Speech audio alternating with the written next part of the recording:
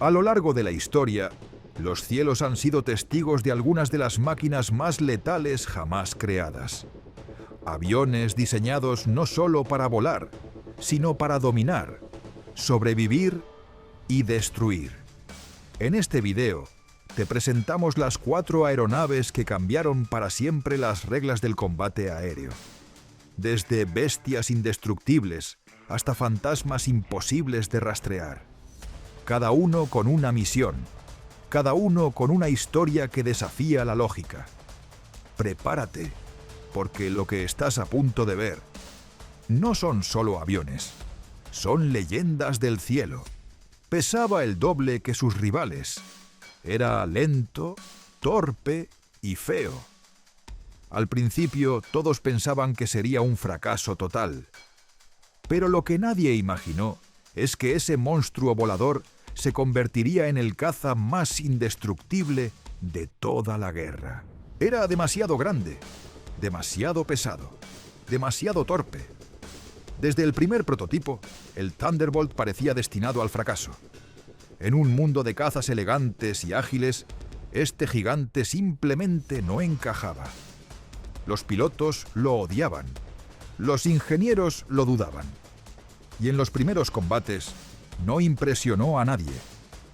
Pero lo que nadie sabía era que esa mole voladora estaba a punto de cambiarlo todo. Porque en el corazón de ese avión aparentemente inútil había un sistema que nadie había visto antes. Una fuerza bruta capaz de sobrevivir donde otros caían y de atacar con una ferocidad impensable. Y cuando la guerra empezó a devorar aviones por miles, el P-47 no solo resistió, se convirtió en una leyenda. ¿Cómo pasó de ser un error de cálculo a convertirse en el terror del cielo? ¿Por qué incluso los pilotos enemigos aprendieron a temerlo?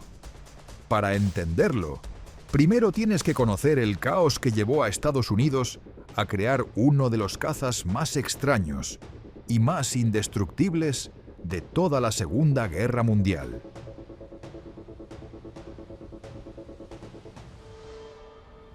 Para entender por qué el Thunderbolt fue creado, primero tenemos que mirar lo que nadie vio venir. Una guerra que se preparaba en silencio mientras Occidente se desarmaba con entusiasmo. Después de la Primera Guerra Mundial, Estados Unidos cayó en una falsa sensación de seguridad. Redujeron sus fuerzas aéreas, detuvieron la producción de cazas y apostaron todo a una sola idea: que los bombarderos pesados, bien armados, serían suficientes para ganar cualquier guerra futura.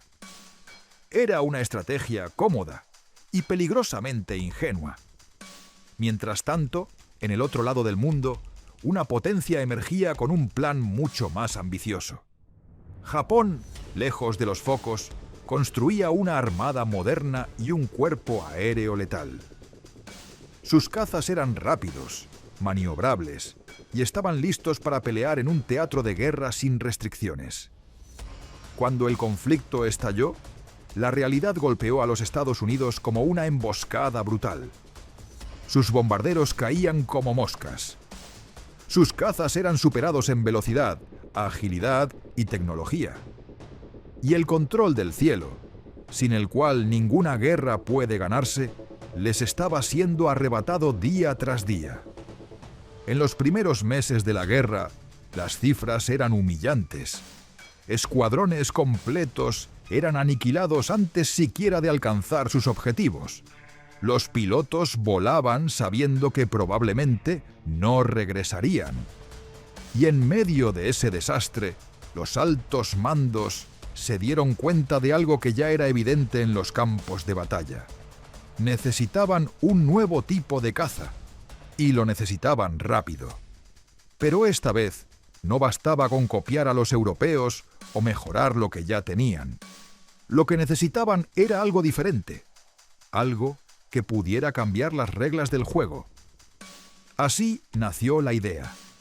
No un avión rápido, no uno elegante, sino una bestia aérea capaz de hacer lo impensable: sobrevivir.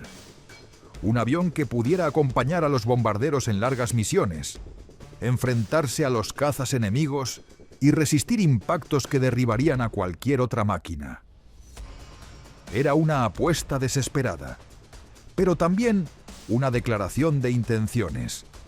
Si iban a recuperar el control del cielo, no lo harían con belleza, lo harían con fuerza bruta.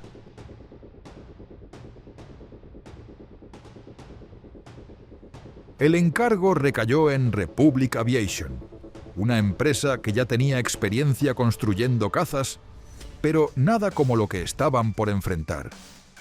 Desde el primer boceto, el nuevo avión rompía todas las convenciones. El prototipo XP-47 era inmenso. Pesaba más que cualquier otro caza de la época, y su estructura parecía la de un bombardero reducido. Con un fuselaje ancho, alas gruesas y una cabina incrustada sin visibilidad trasera, el diseño levantó cejas en todos los niveles. No parecía un avión de combate. Parecía un error de cálculo. Y lo era, al principio. Las primeras pruebas fueron desastrosas. El avión era lento en el ascenso, poco maniobrable, y superado fácilmente por los cazas alemanes como el Bf-109 o el F-Bubuilo 190. Los pilotos se quejaban de la visibilidad limitada, de la lentitud en los giros y del peso excesivo que lo hacía sentir como si arrastrara un edificio. Cualquier otro proyecto habría sido cancelado, pero había un componente clave que aún no se había incorporado. Y cuando lo hizo, todo cambió. Ese componente era el motor Pratt y Whitney R2800 Double Wasp. Un monstruo de 18 cilindros en doble fila, sobrealimentado por un sistema turbo increíblemente complejo. El avión fue rediseñado desde cero, esta vez no alrededor del piloto, sino alrededor de esa bestia mecánica. Se le añadió una hélice de 4 palas, de más de 3 metros de diámetro, para poder aprovechar toda la potencia que generaba. El resultado era una máquina aún más grande, aún más pesada, pero también mucho más letal. Con este motor, el P-47 ya no era solo una promesa fallida.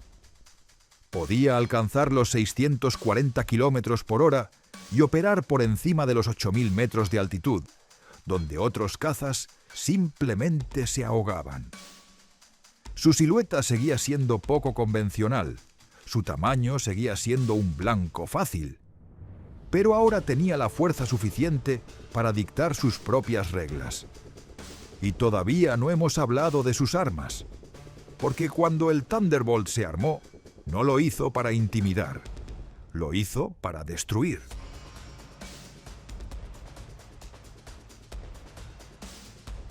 El armamento del P-47 era tan descomunal como su estructura. 8 ametralladoras calibre .50 Browning, 4 en cada ala, lo convertían en el caza con mayor potencia de fuego estándar de toda la guerra.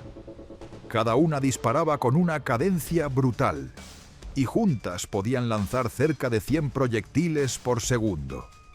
Los pilotos ajustaban la convergencia de esas balas a poco más de 200 metros. Cualquier avión que se cruzara en ese cono de destrucción simplemente dejaba de existir. Pero no se trataba solo de disparar. Lo verdaderamente aterrador del Thunderbolt era su capacidad para resistir el infierno. Mientras otros cazas caían por una ráfaga bien colocada, el P-47 podía recibir impactos directos de cañones de 20 o incluso 30 milímetros y seguir volando. Su motor refrigerado por aire no dependía de radiadores vulnerables como los de otros modelos. Eso significaba que podía perder cilindros enteros y, aún así, mantener la potencia suficiente para regresar a casa. Hay registros de Thunderbolts que volvieron con media cabeza del motor destrozada y con más de 200 agujeros en el fuselaje. Y como si eso no bastara, las versiones posteriores incorporaron una especie de nitro aéreo, un tanque de mezcla de agua y alcohol, colocado justo detrás del motor, que el piloto podía activar en situaciones límite. Al hacerlo, el motor liberaba unos 300 caballos de fuerza adicionales durante unos segundos, suficiente para trepar, escapar o lanzar un ataque final antes de desaparecer en el cielo. No era solo poder, era supervivencia llevada al extremo. El Thunderbolt no buscaba evitar la muerte, buscaba pasar a través de ella. Así, poco a poco, lo que empezó como un proyecto torpe y subestimado fue ganando su lugar entre los mejores cazas del conflicto. Ya no era una anomalía voladora, era una amenaza real. En 1943, con sus defectos corregidos y su brutalidad pulida, el P-47 entró en combate. Y lo que ocurrió después, nadie lo vio venir. Porque aquel monstruo pesado, aquel supuesto fracaso, estaba a punto de convertirse en una leyenda indestructible. El cielo sobre Europa y el Pacífico era una trampa mortal. Cada misión era una ruleta rusa en la que un simple fallo o una ráfaga bien colocada podía acabar con todo. Pero mientras los cazas enemigos buscaban blancos fáciles, algo comenzó a cambiar. Una nueva silueta apareció entre las formaciones de bombarderos, grande, imponente y cada vez más temida.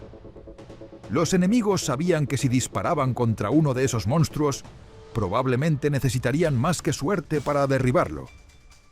El P-47 ya no era un experimento extraño. Era el martillo del cielo.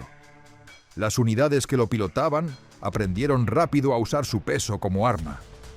Mientras otros cazas intentaban maniobras cerradas, el Thunderbolt se lanzaba en picada a velocidades que ningún avión con motor de pistón podía igualar. Los pilotos alemanes sabían que si un P-47 caía desde las alturas, era mejor apartarse. Una sola pasada, con sus 8 ametralladoras rugiendo, bastaba para convertir un tren, un tanque o un convoy en chatarra humeante. Y si lograban alcanzarlo, se enfrentaban a una pesadilla. El avión no explotaba, no caía. Seguía disparando. En tierra, su reputación era aún más temida. Como cazabombardero, el Thunderbolt podía llevar bombas de hasta 450 kilos y una lluvia de cohetes de alta velocidad. Atacaba con furia trenes, puentes, columnas de vehículos, cualquier cosa que se moviera más allá de las líneas enemigas. Era tan resistente que incluso después de perder partes críticas del fuselaje o sufrir impactos en cabina, muchos pilotos lograban regresar. Uno de ellos cruzó más de 300 kilómetros con un ala dañada y sin instrumentos. Otro aterrizó con la mitad del motor colgando. Ningún otro avión de su clase podía contar esas historias. Y fue entonces cuando incluso los enemigos comenzaron a reconocerlo. En sus reportes, pilotos alemanes mencionaban al Thunderbolt como un oponente excepcionalmente difícil de derribar. Algunos evitaban enfrentamientos directos. Otros simplemente huían cuando lo veían aparecer. El monstruo que había nacido como una anomalía terminó convirtiéndose en una leyenda. No por cómo lucía, ni por lo que prometía, sino por lo que demostró en combate. En los cielos más letales de la historia, el P-47 escribió su nombre a balazos, fuego y acero. Y lo hizo sobreviviendo. Una y otra vez. El Thunderbolt no fue el caza más rápido, ni el más ágil, tampoco el más famoso. Pero fue, sin duda, el más difícil de matar. Y en una guerra donde cada segundo en el aire podía marcar la diferencia entre la vida y la muerte, esa capacidad lo convirtió en un salvavidas con alas. Más de 500.000 de misiones fueron voladas con el P-47. Destruyó trenes, columnas de tanques, fortificaciones, aviones en el aire y en tierra. Donde hacía falta brutalidad, allí estaba. Donde se necesitaba aguante, él aguantaba. Pero más allá del acero y la pólvora, lo que hizo del P-47 una leyenda fueron los hombres que lo pilotaron. Algunos sobrevivieron a misiones imposibles. Otros nunca regresaron. Pero todos sabían que volaban una máquina que los protegía como ninguna otra. Era más que un avión. Era una cápsula de supervivencia. Una bestia hecha para mantener con vida al ser humano en el centro. Y eso, en medio del infierno, era un milagro mecánico. Hoy, cuando se habla de la Segunda Guerra Mundial, muchos nombran al Spitfire o al Mustang. Pero quienes estuvieron en el frente, quienes volaron bajo fuego cruzado, saben la verdad. El Thunderbolt fue el martillo que rompió al enemigo, el tanque del cielo que nunca se rendía. No era bello, no era elegante, pero cumplía su promesa más importante: volver. Creías que nada podía superar al Thunderbolt en brutalidad y resistencia. Pero lo que viene a continuación es diferente. No es fuerza bruta, es invisibilidad estratégica. Un caza que opera desde donde nadie lo espera, que humilló a una superpotencia sin disparar primero. Prepárate para conocer al Gripen, el avión que redefinió lo que significa sobrevivir en los cielos modernos. Mientras todos hablaban del F-35 como el futuro de la guerra aérea, un país que no había combatido en siglos construyó en silencio el avión más temido del siglo XXI. Suena ridículo, hasta que descubres cómo logró operar sin bases, sin ayuda y sin ser detectado.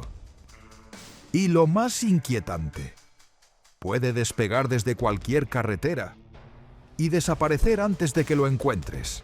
En 2015, durante un ejercicio militar conjunto, pilotos chinos que volaban cazas Su-27 se toparon con una aeronave ligera, con alas extrañas y comportamiento impredecible. 4 días después, la Fuerza Aérea China había sido prácticamente aniquilada. 41 derrotas frente a un enemigo que costaba 7 veces menos que un F-35. ¿Qué tipo de tecnología puede humillar a una superpotencia sin usar fuerza bruta? No hablamos de un dron secreto, ni de una superarma del Pentágono. Hablamos de un caza diseñado por un país cuya última bala en combate fue disparada hace más de 200 años. Una nación que, sabiendo que no podía ganar con cantidad, decidió hacerlo con inteligencia. Y para lograrlo, tuvo que reescribir todas las reglas de la guerra aérea moderna. Este avión fue creado para responder una pregunta brutal. ¿Qué haces cuando tus bases, pistas y centros de mando han sido reducidos a cenizas en los primeros minutos de una guerra? La respuesta es una aeronave que no necesita bases, no necesita refugio, solo necesita desaparecer y volver a aparecer donde nadie lo espera. Esta es la historia del avión que podría cambiar el futuro del combate aéreo. Pero para entender su verdadero poder, primero hay que entender cómo nació y por qué su simple existencia aterra a las mayores potencias del mundo.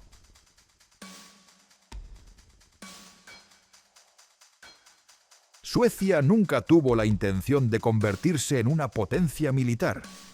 No tenía colonias que proteger, ni enemigos declarados, ni ambiciones territoriales.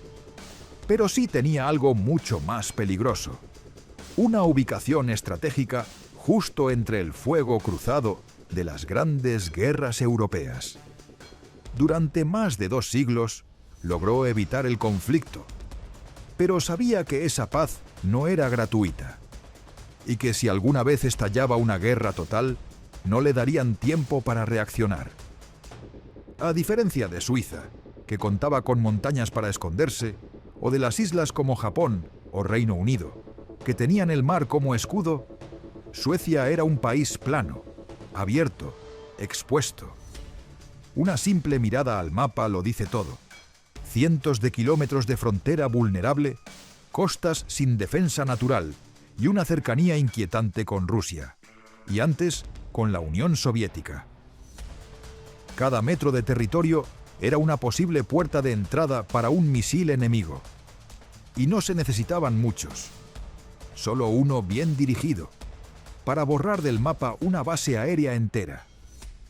Entonces llegó la pregunta que cambió toda su doctrina militar. ¿Qué pasa si todas nuestras bases son destruidas en los primeros 5 minutos de guerra? No era una hipótesis teórica.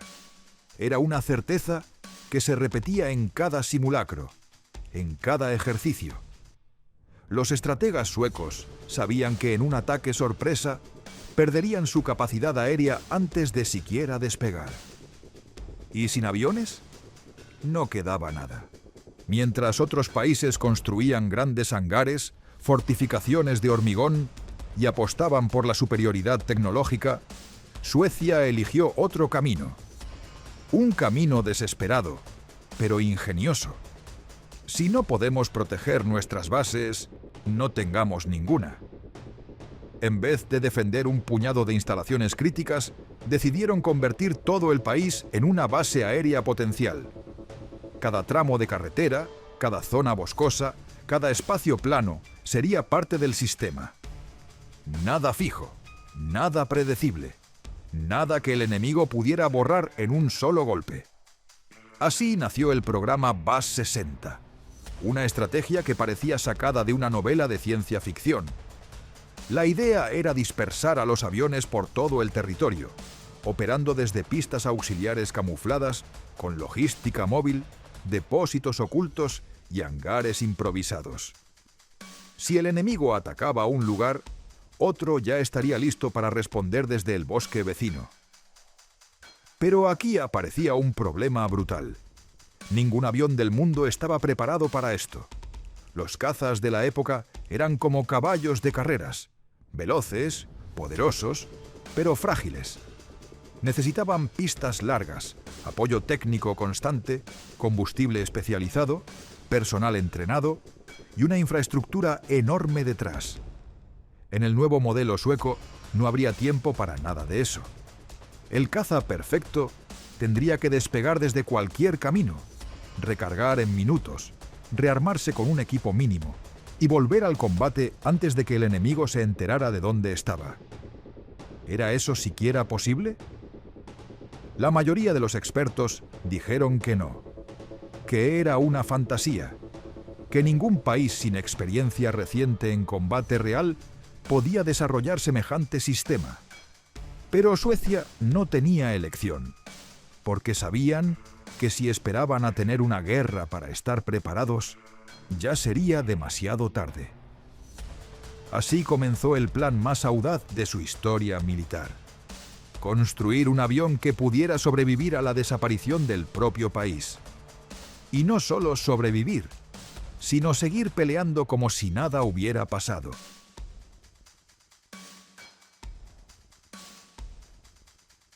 El Gripen no debía existir, no al menos sobre el papel, porque ningún país que no ha combatido en 2 siglos, sin experiencia directa en guerras modernas, sin un presupuesto colosal, ni acceso ilimitado a tecnología de punta, debería poder construir un caza capaz de desafiar a las superpotencias.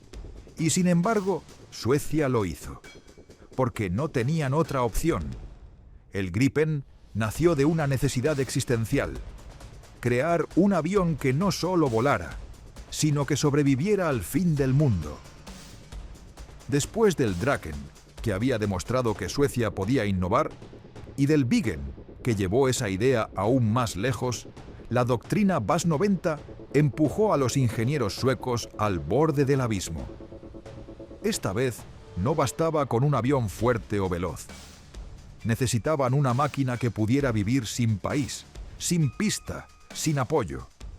Un caza que pudiera ser abastecido por conscriptos en una carretera congelada bajo fuego enemigo y volver al cielo sin dejar rastro. El Gripen debía ser invulnerable no porque no fuera alcanzable, sino porque siempre estaría en el lugar equivocado para el enemigo. Pero para que eso fuera posible, Suecia tuvo que romper con todo lo anterior. Las configuraciones tradicionales no servían. Los motores habituales no eran suficientes. Incluso la lógica con la que el software era escrito tuvo que ser reinventada. Saab diseñó alas delta recortadas, canards móviles que ayudaran tanto a frenar como a maniobrar, y un tren de aterrizaje robusto como para resistir aterrizajes en carreteras sin preparar. Y aún así, todo era insuficiente si el avión no podía ser mantenido por un equipo de 6 personas y en menos de 10 minutos. La solución fue tan radical como el desafío. El Gripen sería modular.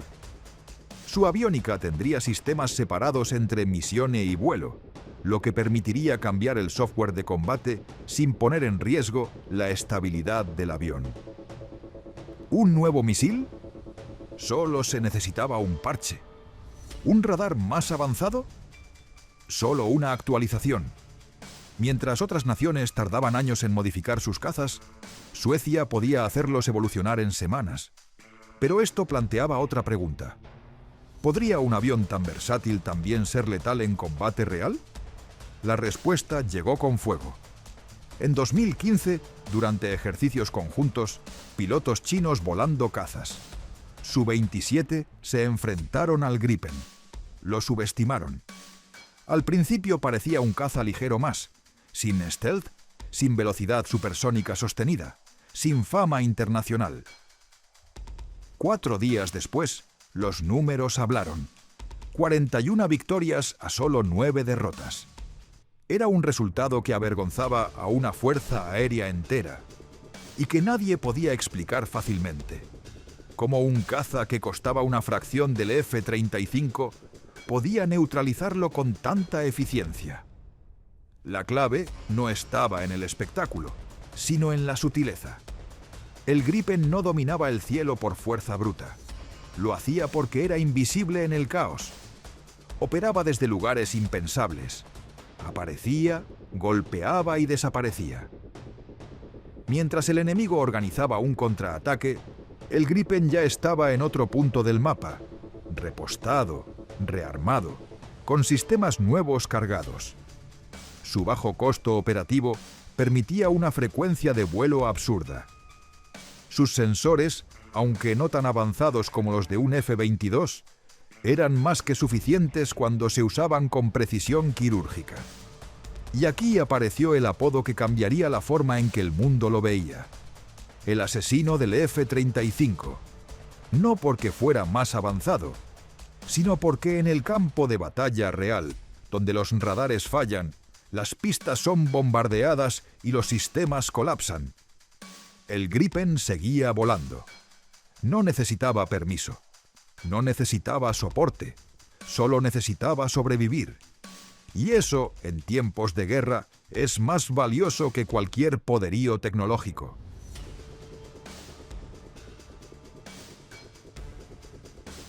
Cuando apareció en el radar global, pocos lo tomaron en serio.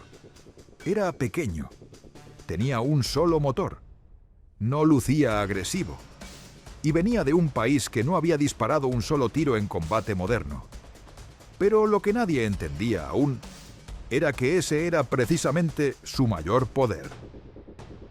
Mientras otros cazas requerían pistas fortificadas, hangares climatizados, escuadrones de apoyo y logística constante, el Gripen podía estar en cualquier parte, en una carretera rural, en un tramo congelado del lago, en un claro del bosque.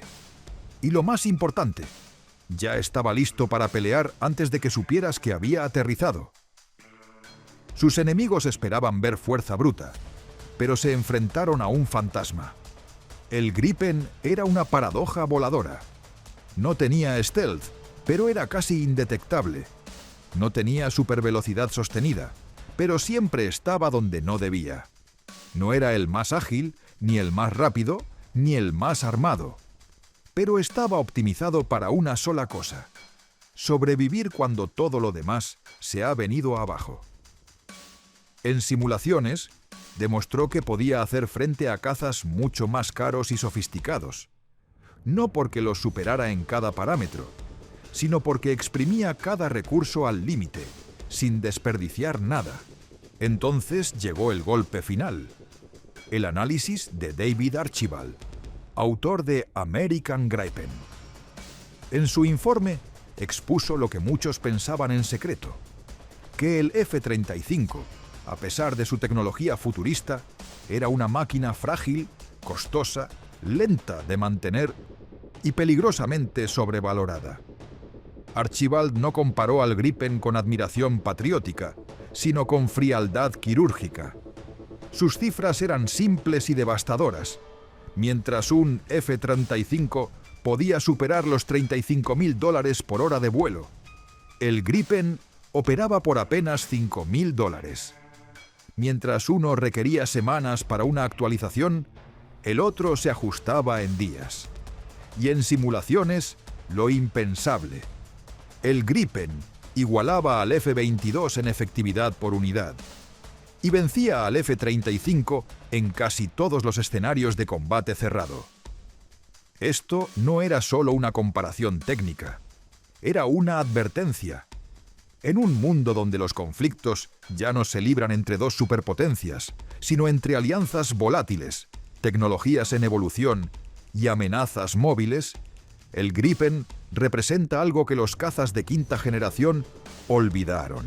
La guerra real no perdona errores. Cuando las bases caen, cuando el sistema se colapsa, cuando los pilotos tienen que elegir entre volar o sobrevivir, el Gripen despega. Solo, rápido, letal. Hoy, mientras muchos miran hacia los drones o la inteligencia artificial, el Gripen sigue ahí. Silencioso, rediseñándose, actualizándose.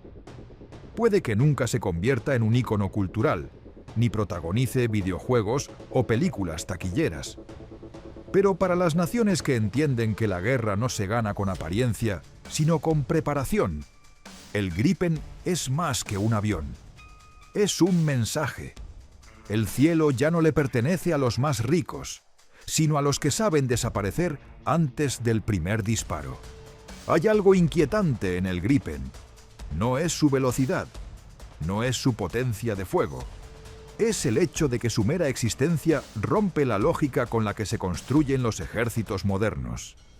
Porque en un mundo donde se premia la complejidad, el lujo tecnológico y las plataformas multimillonarias, el Gripen es lo opuesto: simple, eficaz, indetectable y devastadoramente funcional. Durante décadas, los estrategas militares pensaron que la victoria venía con más sensores, más pantallas, más datos. Pero Suecia no tenía tiempo para adornos. Sabía que en la guerra real, cuando los sistemas fallan y los satélites caen, lo único que importa es quién puede seguir peleando al día siguiente. Y el Gripen fue diseñado precisamente para eso, para volver al aire cuando todo lo demás ha sido reducido a cenizas. El Gripen no fue creado para impresionar, fue creado para sobrevivir. No necesita bases, porque las bases son los primeros objetivos. No necesita sigilo perfecto, porque no se queda en un lugar lo suficiente para ser detectado. No necesita una superpotencia detrás, porque su diseño es su defensa. Puede que no lo veas venir, pero si lo ves, probablemente ya estés perdiendo. Los pilotos que lo han enfrentado lo describen con la misma palabra: frustrante. Porque no hay gloria en combatir algo que no puedes atrapar. No hay respuestas cuando un avión aparece desde una carretera secundaria, lanza su ataque y se esfuma en el bosque. No hay defensa contra lo que no tiene patrón, base o punto débil evidente. Y esa quizá sea la verdadera fuerza del Gripen. No es que gane todas las batallas. Es que muchas veces la guerra ya está perdida antes de que empiece. Así que cuando escuches hablar del Gripen, no lo veas como una curiosidad nórdica. Velo como un recordatorio brutal. La guerra no siempre la gana el más fuerte. La gana el que más veces puede levantarse después del golpe. Y en ese sentido, este avión no es solo una máquina. Es una advertencia. Una que vuela bajo, golpea rápido y desaparece antes de que siquiera sepas por dónde llegó. Hoy, el Gripen sigue operando en múltiples fuerzas aéreas del mundo. Ha sido exportado a países que saben que la guerra real no da segundas oportunidades y que cuando todo falla, bases, radares, comunicaciones, solo importa una cosa: seguir en el aire. Mientras otras naciones intentan adaptar sistemas complejos a entornos impredecibles, el Gripen ya nació listo para operar donde otros ni siquiera podrían aterrizar. En la última década, Saab ha actualizado el Gripen con una nueva versión, el Gripen E. Más autonomía, radar AESA, nuevos sensores, mejoras en guerra electrónica, pero todo conservando el mismo principio: no depender de nadie para seguir peleando. Puede despegar desde 500 metros, aterrizar en zonas no preparadas, reabastecerse en 10 minutos y volver al combate sin pasar por una base fija. Esa es su ventaja, y es una que muy pocos pueden igualar. Muchos cazas ganan por potencia, por tecnología o por cantidad. El Gripen gana porque sigue volando cuando todo lo demás ha sido destruido.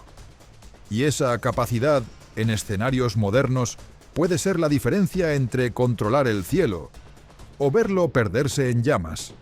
Es un sistema de combate completo que no necesita espectáculo. Solo necesita sobrevivir más tiempo que tú.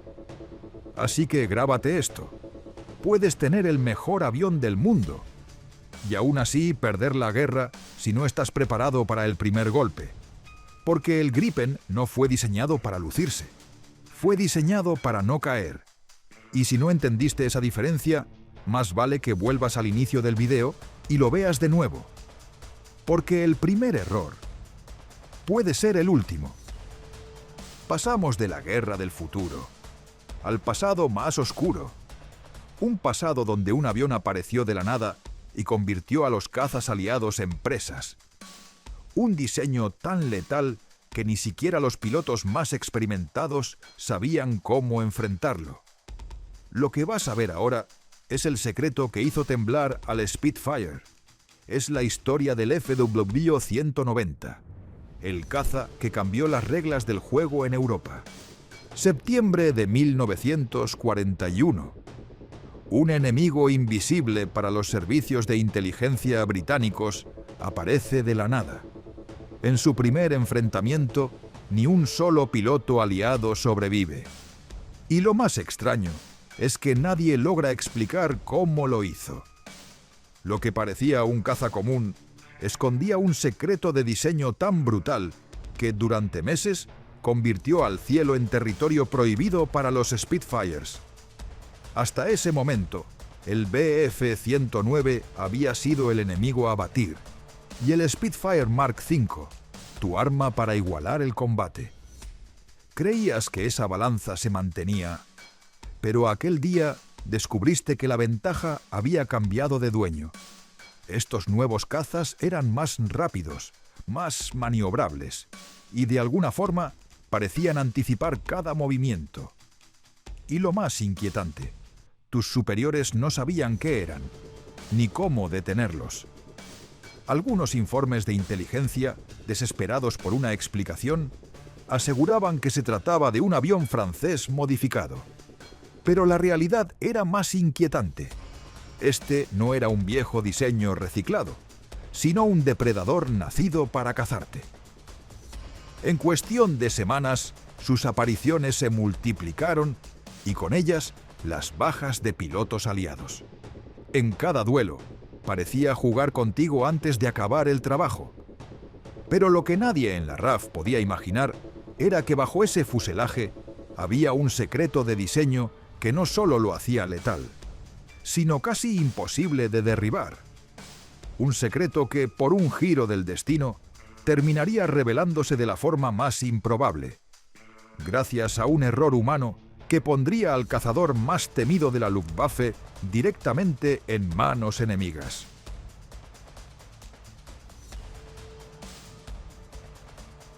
A finales de los años 30, Alemania buscaba algo más que un sustituto para el Bf-109. Querían un caza capaz de resistir el fuego enemigo y seguir volando. En ese contexto, apareció un ingeniero con una idea que parecía una locura: Kurt Tank. Mientras el resto del mundo apostaba por motores más pequeños y aerodinámicos, Tank propuso un motor radial enorme, más pesado, más voluminoso, menos elegante y, según muchos, un suicidio para un caza. Pero lo que pocos entendieron en ese momento es que ese motor no estaba hecho para lucir bien en un hangar. Estaba hecho para sobrevivir al infierno. El BMW 801, con 14 cilindros y 1800 caballos de fuerza, podía seguir funcionando incluso después de recibir impactos que dejarían a cualquier otro caza como chatarra flotante.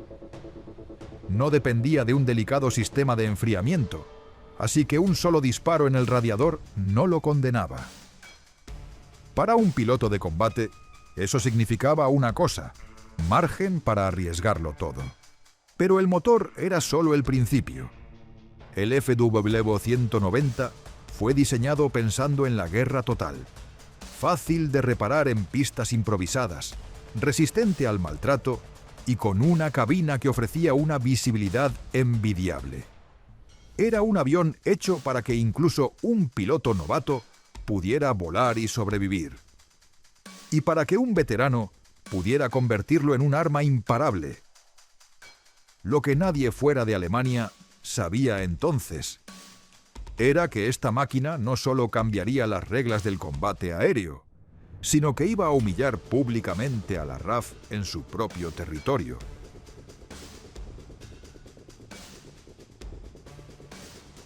Por fuera, el FW-190 ya imponía respeto. Pero su verdadera amenaza estaba en lo que no se veía a simple vista. Mientras los Spitfires dispersaban sus ametralladoras por las alas, obligando a que sus proyectiles convergieran en un punto exacto a una distancia específica, el FW-190 concentraba la mayoría de su armamento en el eje central, disparando a través de la hélice con un mecanismo de interrupción milimétrico. ¿El resultado? Un chorro de fuego preciso y mortal que no perdía eficacia con la distancia. En los duelos aéreos, esa diferencia era devastadora. Un piloto de Spitfire podía vaciar sus cargadores y apenas rozar el blanco. Un piloto de FW-190, en cambio, podía destrozar un avión enemigo con una ráfaga corta. Y si eso no bastaba, las versiones posteriores sumaban cañones adicionales en las alas externas, multiplicando la potencia de fuego hasta niveles que los británicos consideraban excesivos, hasta que se encontraron frente a ellos. La cabina del 190 era otro golpe de ingenio. Una cúpula burbuja que ofrecía visibilidad casi total, sin los marcos gruesos que limitaban el campo de visión en otros cazas. Los controles estaban diseñados para ser intuitivos, reduciendo el tiempo de reacción en pleno combate. Y un sistema automático de gestión del motor liberaba al piloto de la tarea de ajustar la mezcla de combustible según la altitud, permitiéndole concentrarse en lo que realmente importaba: derribar al enemigo antes de que éste siquiera pudiera apuntar. En altitudes medias y bajas, el FW-190 era un depredador perfecto. Trepaba más rápido, se lanzaba en picado con mayor control y podía girar de forma más agresiva sin perder estabilidad. En esas condiciones, el Spitfire Mark V estaba en desventaja desde el primer segundo. Los pilotos aliados empezaron a darse cuenta de que, en igualdad de condiciones, ganar un combate contra un FW-190 requería algo más que habilidad, requería suerte. Pero lo más inquietante era la sensación de que este avión había sido diseñado para anticipar y explotar cada debilidad del enemigo. No era simplemente más rápido o más fuerte. Parecía estar pensado para que cualquier encuentro con él fuera una cacería, y el Spitfire siempre fuera la presa. Lo que la RAF no sabía es que muy pronto un accidente pondría al depredador más temido de la Luftwaffe directamente en sus manos, y con él el descubrimiento de un punto débil que nadie había imaginado.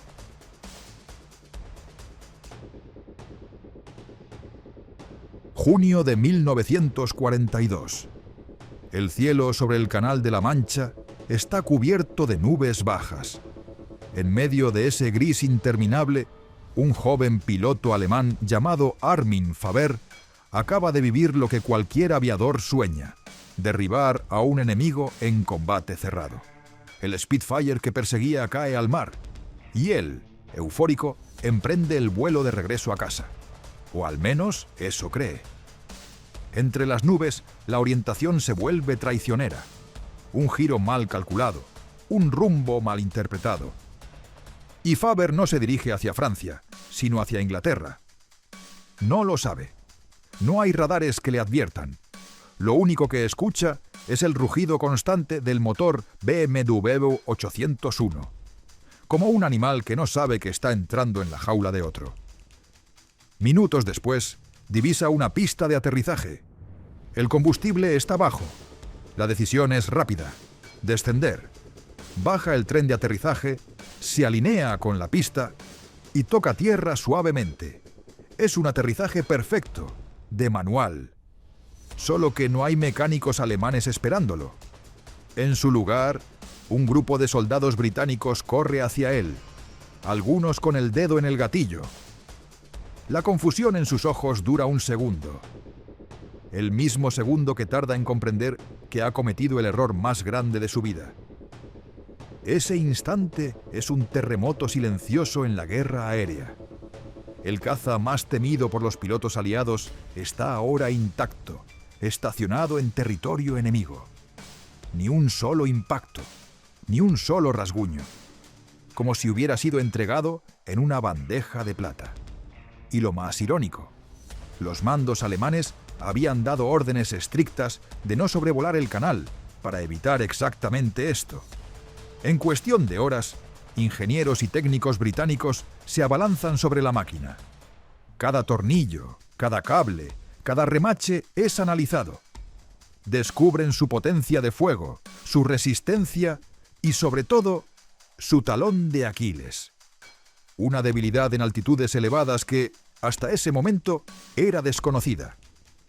Esa información, obtenida por un accidente, sería la chispa que aceleraría el desarrollo del Spitfire Mark IX, el único capaz de enfrentarse cara a cara con el FW-190. Lo que comenzó como un error de navegación terminaría por cambiar el equilibrio en los cielos de Europa. El verano de 1942 marcó el apogeo del terror que el FW-190 sembraba en los cielos.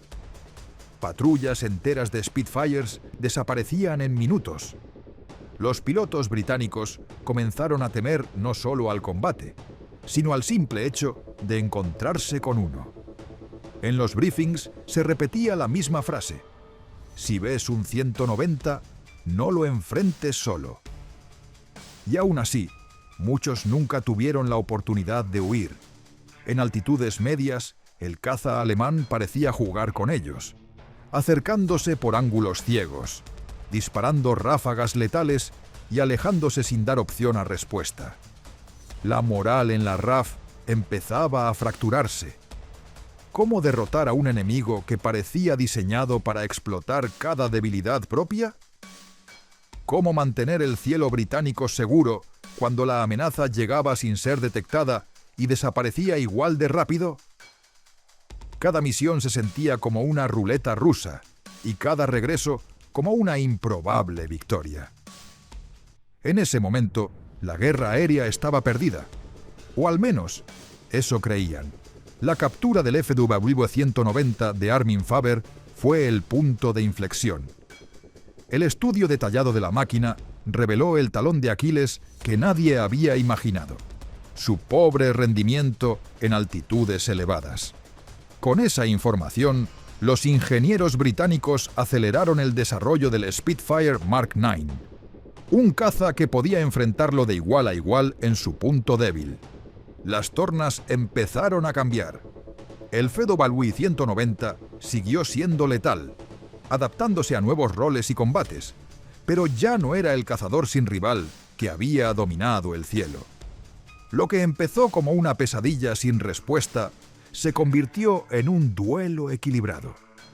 Y aunque la silueta del 1900 siguió inspirando respeto y miedo hasta el último día de la guerra, su reinado absoluto terminó el mismo día que su mayor secreto quedó al descubierto. El cazador que aterrorizó a los Spitfire había sido vencido, no por más fuego, sino por la información. Y si crees que ya lo has visto todo, espera, porque el último monstruo no apareció sobre Europa, sino en el Pacífico, más rápido, más silencioso, más mortal. Esta bestia de 400 millas por hora no solo cazaba, aniquilaba sin aviso. Lo llamaban el fin del dominio japonés. Lo que viene ahora es una emboscada aérea que cambió la historia. Te presento al avión que rompió Japón. No escucharon el motor. Solo vieron a sus compañeros caer del cielo y supieron que ya era tarde. Durante años dominaron el Pacífico sin resistencia, pero esa mañana algo los estaba cazando. Algo más rápido, más fuerte, y lo peor de todo era que no sabían qué era. El monstruo acababa de llegar y traía consigo el fin de una era. Lo primero que notaron fue el silencio. En combate, el ruido es un consuelo. Significa que el motor sigue vivo, que tus compañeros siguen cerca. Pero ese día, algo rompió ese código. Los pilotos japoneses alzaron la vista. Y el cielo ya no respondía. Uno a uno, los aviones comenzaron a caer. No hubo advertencia. No hubo persecución. Solo trazadoras que aparecían como relámpagos, disparadas desde un punto ciego. Y cuando quisieron maniobrar, fue demasiado tarde. Las balas no solo eran más veloces, eran imposibles de esquivar. Hasta entonces, ellos eran los dueños del aire. Con sus Mitsubishi Zero, habían arrasado sin piedad durante 2 años. Los cazas enemigos solo huían. Las balas rebotaban. Los cielos eran suyos. Pero ese día, algo estaba cazando al cazador. Un avión desconocido, más rápido, más resistente, más letal. Y lo peor, no sabían cuántos venían, ni cómo detenerlo. Solo sabían que había comenzado una nueva guerra y que el monstruo había llegado.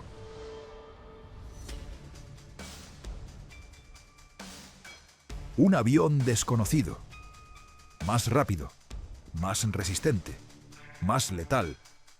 Y lo peor, no sabían cuántos venían, ni cómo detenerlo. Solo sabían que había comenzado una nueva guerra y que el monstruo había llegado. Pero para entender cómo llegamos a ese punto, hay que mirar atrás. Porque durante mucho tiempo no hubo monstruos. Solo una máquina que parecía imparable, el Mitsubishi Zero. Ligero, veloz, ágil como una hoja al viento. En el Pacífico, ese avión no solo volaba, gobernaba. Quienes lo pilotaban no conocían la derrota. Quienes lo enfrentaban rara vez sobrevivían para contarlo. Los primeros meses de la guerra fueron una humillación. Pearl Harbor fue solo el inicio. Filipinas, Wake, Malasia, cada cielo se convertía en territorio enemigo. Los cazas estadounidenses subían como carne de cañón. Sus disparos eran inútiles. Su velocidad, una broma. Y mientras el Zero bailaba en el aire, miles de pilotos americanos caían sabiendo que no tenían con qué responder. No era una guerra justa, era una masacre en cámara lenta. El problema no era solo el avión, Era lo que representaba. Japón había apostado todo al dominio aéreo y con el Zero le estaba ganando la partida al mundo. Eran cazadores perfectos, diseñados para matar antes de ser vistos. Y en ese momento parecía que nadie, ni siquiera Estados Unidos, tenía cómo revertir el destino. Pero lo que ni siquiera los pilotos japoneses sabían es que al otro lado del océano alguien estaba construyendo algo que no debía existir.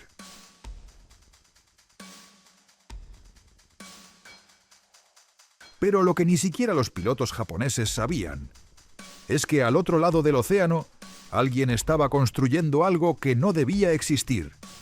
La Marina estadounidense lo sabía. Sus aviones eran obsoletos. El Wildcat, su mejor caza naval, era valiente, pero insuficiente. Subía lento, giraba torpe y moría rápido. Sus pilotos peleaban sabiendo que no ganarían. Solo podían resistir. Y aún así, no se rendían. Porque cada minuto que aguantaban en el cielo era un minuto más para que el milagro llegara. Ese milagro comenzó con planos, con dudas, con ingenieros encerrados en hangares, probando y fallando. La idea era crear algo imposible. Un caza blindado, veloz, fácil de pilotar y mortal en combate cerrado. Algo que pudiera enfrentarse al Zero y ganar. Pero todo parecía estar en contra. Algunos decían que un avión así no podía despegar de un portaaviones, que sería demasiado pesado, demasiado lento, demasiado tarde. Pero entonces apareció un nombre, Grumman, una empresa que no prometía elegancia, sino funcionalidad, que no diseñaba arte, sino armas. Y fue ahí donde nació el plan para un caza distinto a todos los anteriores. No se trataba de volar más bonito. Se trataba de volver a casa. Los ingenieros lo sabían. Los pilotos lo pedían. Y cuando terminaron de construirlo, alguien lo encendió y el infierno despertó.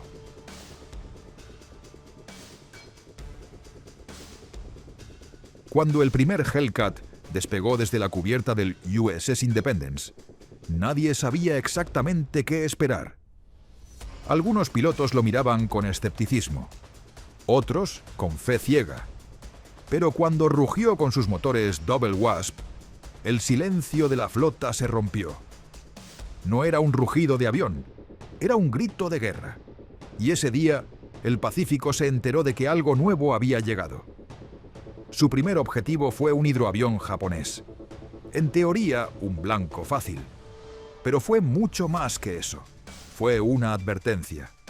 El Hellcat lo destrozó en segundos, con una ráfaga tan precisa y brutal que los restos cayeron al mar como si nunca hubieran existido. Desde ese instante, los pilotos enemigos ya no hablaban del Zero con orgullo, sino con nostalgia, porque ahora tenían que enfrentar algo que no podían explicar. Los japoneses intentaron resistir, volaron en formación, atacaron por sorpresa, usaron sus mejores tácticas, pero nada funcionaba. Las balas rebotaban, las maniobras fallaban, y los cielos, que habían sido suyos, empezaron a llenarse de ruido, humo y desesperación. El Hellcat no solo era resistente, era simple, intuitivo, tan fácil de pilotar que jóvenes inexpertos derribaban veteranos sin esfuerzo. El equilibrio se había roto. Pero lo más aterrador no era su potencia, era su cantidad. Estados Unidos no solo había creado un monstruo, había creado miles. Portaaviones enteros comenzaron a escupir Hellcats como si fueran infinitos, día tras día, isla tras isla, frente tras frente. Los pilotos enemigos empezaban a preguntarse si había forma de ganar, o si estaban condenados desde el momento en que ese motor rugió por primera vez. Y justo cuando Japón parecía rendirse a esa nueva realidad, decidieron contraatacar, no con más Zero, no con números, sino con algo completamente distinto. Una última carta. Una nueva creación que, según ellos, podía enfrentarse al Hellcat de tú a tú. Lo llamaron el Shidenkai. Y en teoría, era el cazador perfecto. Lo que nadie sabía es que estaba a punto de desatarse uno de los combates aéreos más brutales de toda la guerra. El cielo ya no era azul. Era una masa turbia de humo, fuego y motores gritando al límite. A tu alrededor, los trazos blancos de las balas cruzaban como látigos de luz. No había tiempo para pensar, solo para reaccionar. Y ahí estabas, en la cabina de un Hellcat, el motor rugiendo detrás de ti, las manos temblando sobre los controles. No eras un héroe, solo eras alguien tratando de sobrevivir 30 segundos más. El Shidenkai apareció a las 12 en punto, descendiendo en picado como un rayo negro. Lo viste venir, pero no a tiempo. Un zumbido de balas pasó junto a la carlinga y rompió el cristal lateral. No te dio, esta vez. Viraste con todo y sentiste cómo la fuerza G te apretaba el pecho, como si un puño gigante quisiera sacarte del asiento. No era una pelea elegante, era un duelo a muerte entre monstruos de acero. Mientras tratabas de ganar altitud, otra ráfaga pasó tan cerca que pudiste oírla romper el aire. El enemigo estaba encima. Maniobraste, empujaste el timón, invertiste el vuelo. Y ahí, por un segundo, lo tuviste. El Shiden quedó justo frente a tu mira. Disparaste. Las 6 ametralladoras del Hellcat rugieron al unísono. Sentiste el retroceso en los brazos, el calor en el rostro, el temblor del fuselaje. El caza enemigo se sacudió en el aire. 1, 2, 3 explosiones menores. Y luego fuego. El Shiden se partió en 2 y cayó como un cometa herido. No hubo tiempo para celebrar. Otro enemigo apareció por tu flanco. Otro Hellcat explotó frente a ti. Gritaste su nombre por la radio, pero no hubo respuesta. El humo entraba por la cabina. El altímetro marcaba descenso. Tu ala izquierda tenía un agujero del tamaño de una cabeza. Pero seguiste volando. Seguiste disparando. Porque en ese momento no eras un piloto. Eras el arma. Y cuando por fin emergiste del combate, con el cielo aún ardiendo detrás de ti, algo había cambiado. El aire olía a pólvora. El océano, abajo, reflejaba fuego. Y en tu marcador, 6 enemigos menos. Como Braciu, como O'Hare, como todos los que habían entrado ahí sabiendo que quizás no saldrían. El monstruo había peleado con todo. Y lo más increíble es que seguía volando. Al final, no fue el Shiden, ni el Zero, ni los kamikazes lo que detuvo al Hellcat. Fue el tiempo. Fue la victoria. Fue el silencio que llegó después de tanta furia. Japón se rindió. Los portaaviones se apagaron. Y el rugido del monstruo, que alguna vez dominó el cielo, se volvió un eco lejano entre los hangares de la historia. Pero para quienes lo pilotaron, no era solo un avión. Era una segunda piel. Una promesa de que volverían vivos. El Hellcat no fue elegante. No fue mítico. No tenía la fama de un Spitfire o el glamour de un Mustang. Pero hizo lo que ninguno de ellos pudo. Arrebatarle el cielo a Japón, isla por isla, batalla por batalla. Cambió el curso de una guerra sin pretensiones, sin heroicidades forzadas. Lo hizo con acero, con fuego y con pilotos que no buscaban gloria, solo un poco de justicia, la que no tuvieron cuando todo empezó. Y quizás esa sea la mayor hazaña del monstruo, que no necesitó ser perfecto para ser invencible. Fue golpeado, rasgado, atravesado por metralla, pero seguía volando, una y otra vez, contra cazas imposibles, contra enemigos suicidas, contra pronósticos que decían que no debía ni despegar, y sin embargo, lo hizo. Lo que alguna vez fue el arma secreta de los japoneses, terminó huyendo de algo que jamás esperaron. Una criatura americana de 400 millas por hora, construida con urgencia y con rabia. A lo largo de estas historias, hemos visto cómo el cielo ha sido testigo de la evolución de la guerra. Desde bestias indestructibles como el Thunderbolt, hasta fantasmas modernos como el Gripen.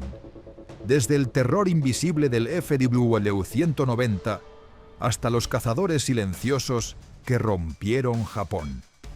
Cada avión que viste hoy no solo cambió una batalla, cambió la forma en que el ser humano entiende la supervivencia en medio del caos.